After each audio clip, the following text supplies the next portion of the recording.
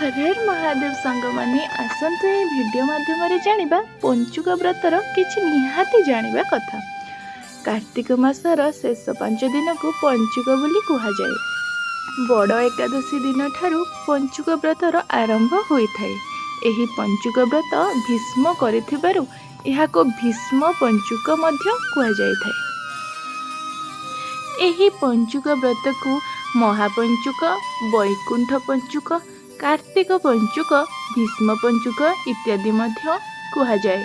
चलित वर्ष पंचुका व्रत नवेम्बर 2 तारिख रु आरंभ हेउछि।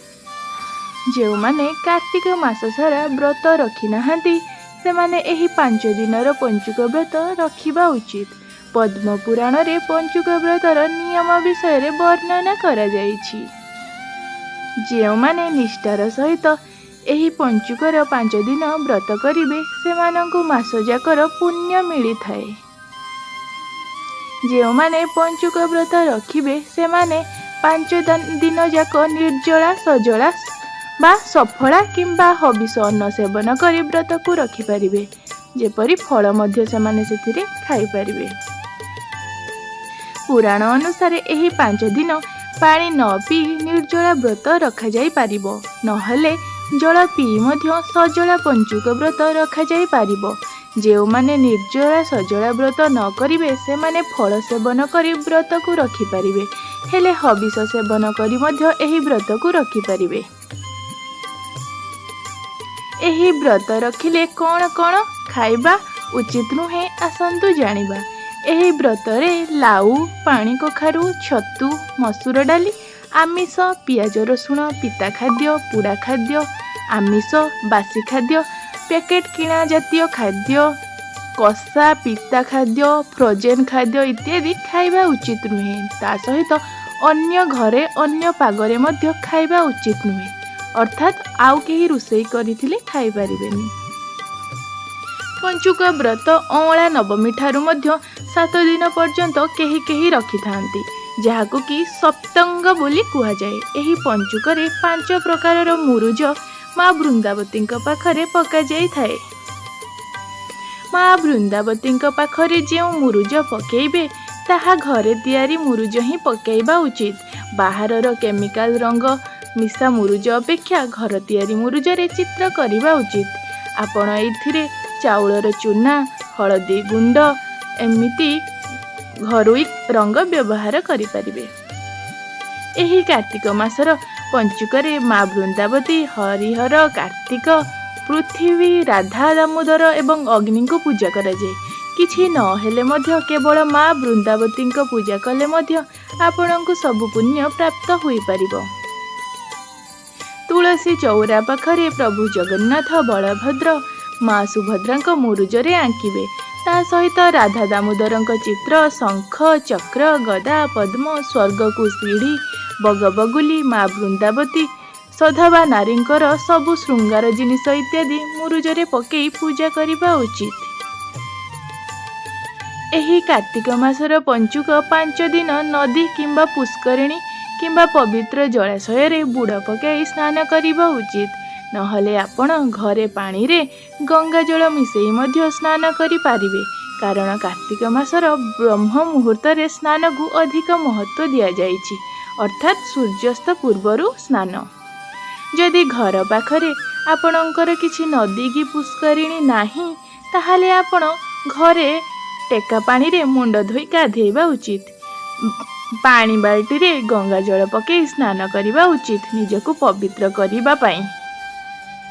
मने रखंतु जे माने पंचुक व्रत रखु नाहांती सेमाने मध्य पंचुकरे आमिष, पुड़ा, छतु, मसूर, पियाज रसुण, पिता खाइबा इत्यादि खाइबे नाही। कारण कथारे अछि बग मध्य पंचुकरे आमिष छाड़ी देई थाए। आपण पुण्य न कले काहेकि पाप भी करंतु नाही। एही पंचुकरे विशेष करी कुआरी झियो माने बालुका पूजा करिथांती। माँ पृथ्वी को पूजा करिथांती। माटी रे कुंभीर, कैंछ, वृंदावती इत्यादि तैयारी करी सूर्य को अर्घ्य देई बालुका पूजा करिथांती। कृष्णଙ୍କ लीला को मने पकाई कुआरी झियो माने बुली बुली दही मध्य बिकी थांती एवं बालुका पूजा बही पढ़ी बालुका पूजा मध्य करिथांती। हबिष अरुआ अन्नरे घी पकई खाइबे। बिना घीरे पूजा करिवे नाही कि निजे मध्य खाइबे नाही। हबिष डालमारे केवल मुग डाली नेबे, अन्य कौनसी डाली खाइबे नाही। हबिष डालमारे ओउ, छोट सारू, धला कंदमूल एवं कदली पकई डालमा तैयारी करिवे। डालमारे हलदी पकेइबे नाही। हबिष डालमारे केवल घी एवं जीरार छुंक देबे, लंका मध्य पकेइबे नाही। डालमा तैयारी कला बेले ध्यान रखिबे जे डालमार छुंक बाहर को न जाए एवं पंचुक व्रतरे कौनसी शाग खाइबे नाही, केवल अगस्ती शाग ही खाई परिबे। हबिष सेवन करबा आगरु ठाकुरंक पाखरे भोग लगेई प्रथमे सेथुरी कुछि छोट छोट पिलांको किंबा पिंपुड़ींको माटी खाइबाकू देबे। तापरे हल्का कबाट आउजे खाइबे, जेपरि आपण खाउथिबार केही कुआ कोइले बा पशुपक्षी केही न देखंती। पंचुक व्रतरे 5 दिन पर्यंत पादरे चपल पिंधिबा उचित नुहे, मुंड कुंडेइबा उचित नुहे, शरीर रे तेल लगेइबा मध्य उचित नुहे, सेजरे कि खटरे शोइबा उचित नुहे। आपण सप पकई तले शोई पारिबे।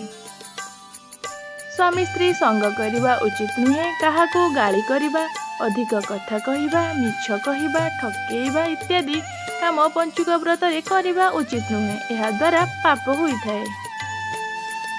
पंचुक 5 दिन रे अखंड दीप जाली पारिबे। ठाकुरंक पाखरे, माँ वृंदावती पाखरे, 5 दिन पाखरे थिबा जे कौनसी मंदिर रे ठाकुरंक मंगल आरती दर्शन करबा उचित। दीपटे जालिबा मध्य उचित। प्रतिदिन सकाळ संध्यारे माँ वृंदावती पूजा, राधाकृष्ण पूजा करबा, आराधना करबा उचित। 5 दिन पर्यंत भागवत गीता पढ़िबा, राधा दामोदर अष्टकम पाठ करबा, ठाकुरंक भजन, विष्णु सहस्रनाम, ठाकुरंक नाम जप करि पारिबे। पंचुकरे ब्रह्म मुहूर्त रे स्नान सारी शुद्ध स्नान परे घरर चारिआडे गंगा जल किंबा गोबर पानी पकेइबे। माँ वृंदावती पूजा करिवे, सूर्यंकु अर्घ्य देबे, घर ठाकुरंक पूजा करिवे, मंदिर रे ठाकुरंकर जाई दर्शन मध्य करिवे। मुरुज आपण चौरा पाखरे, मुख्य द्वार पाखरे ठाकुरंक घरे पकेइबे। घरर मुख्य द्वार पाखरे स्वस्तिक चिन्ह मुरुजरे पकेइले भल। दुखी, गरीब, भूकिला लोक, जोगी एवं ब्राह्मण को विशेष दान कले अधिक पुण्य अर्जन होइथाए। पंचुक व्रत दिन आपण छोट पिला मानकु खाइबा पई देई परिबे। पंचुक व्रत कार्तिक पूर्णिमा दिन शेष होइथाए। एही दिन ठारु बोइता यात्रा अर्थात बाली यात्रार आरंभ होइथाए। भिडियोटी भल लागिथिले निश्चय लाइक करिवे, कमेंट रे जय माँ लक्ष्मी लिखिबा पई जमा भी भूलिबेनी।